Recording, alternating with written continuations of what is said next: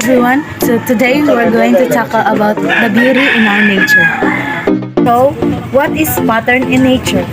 Pattern in nature are visible regularities found in natural world. Are some different kinds of patterns in nature, like for example, symmetry, bubbles, foam, cracks, waves, spiral, stripes, and so much more.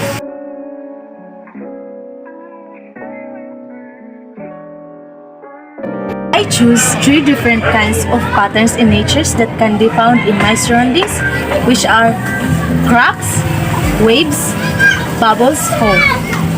First is cracks. Cracks are linear openings that form in materials to relieve stress. When an elastic material stretches or strings uniformly, it eventually reaches its breaking strength and then fails suddenly in all directions, creating cracks with 125-degree joints, so three cracks meet at a knee. Second is wave.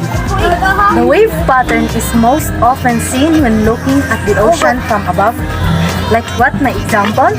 However, you can also see wave pattern in nature when the wind blows through the grass. From a design perspective, this pattern helps to increase edge, which in return increases your overall productivity. Third is bubbles foam. Two bubbles together form a more complex shape. The outer surfaces of both bubbles are spherical. These surfaces are joined by a third spherical surface as the smaller bubble bulges slightly into the larger one. A foam is a mass of bubbles. Foams of different materials occur in nature. That's all for today, and remember, look deep into nature and you will understand everything better by Albert Einstein.